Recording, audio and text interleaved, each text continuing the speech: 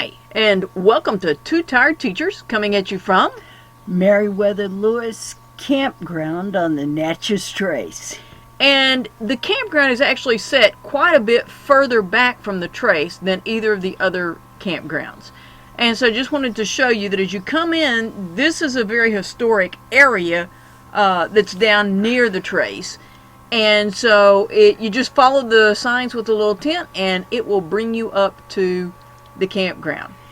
If you're coming from north to south, the campgrounds from south to north, the campgrounds keep getting better and better as you go. And the sites are clearly marked, numbered campsites like you'd find in many state parks. Yes, these are definitely single, clearly defined campsites. And what was funny is we were here 4 nights, and 2 nights it was practically full, and then obviously when we went to make this video, a lot of those people had left. Yes. But this is free dry camping in a national park. The entire parkway is a national park under the National Park Service. Now, there are 2 loops to this campground. That's kind of why I showed you that map at the beginning. And this loop doesn't have a rest area in this section that serves probably about 10 campsites or so. Sure.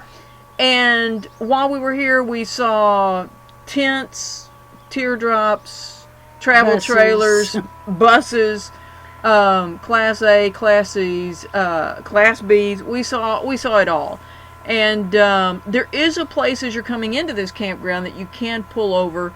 If you are in a Class A towing a vehicle behind you, there is a little pull-off there for that.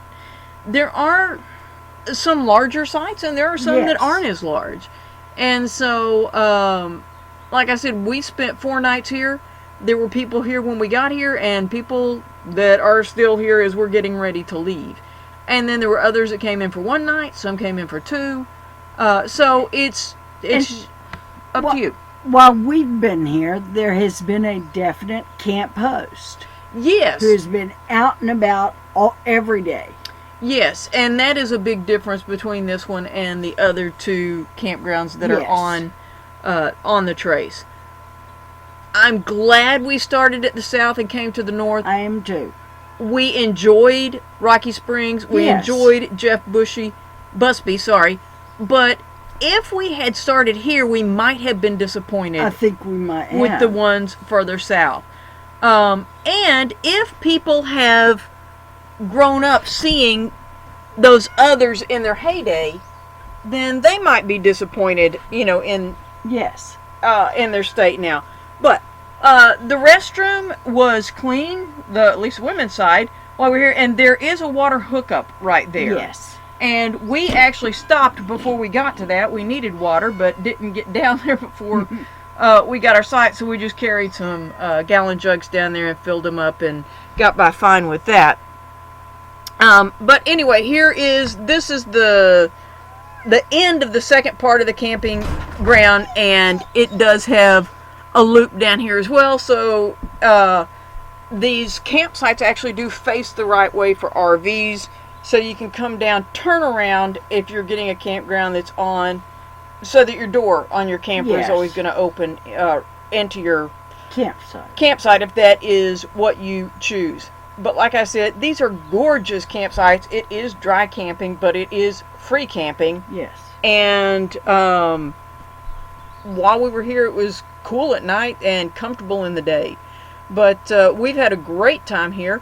Now, for each of these campgrounds, even if you're not going to be camping there, and obviously we had a gorgeous site, you want to stop because they're historic places.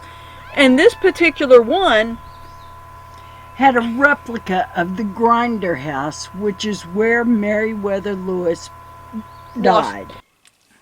So the area is named after Meriwether Lewis of Lewis and Clark. The explorers. He had a fascinating life, only lived to be about 35. But there's a lot of history surrounding him. And if you get a chance, these shirts look really bad together. A little bit.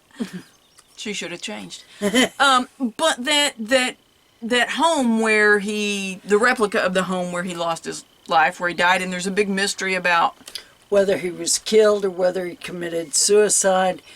Anyway, the information that's in there is really interesting. Seeing letters that he wrote to Clark, seeing letters that he wrote to Thomas Jefferson, President Jefferson. Seeing a list of his final effects, seeing his last will and testament. They have, replicas of all of those things in there, and it was just, it was really interesting. And also, there at the back, they have a very easy and an ADA accessible path that talks about the history of the trace, etc.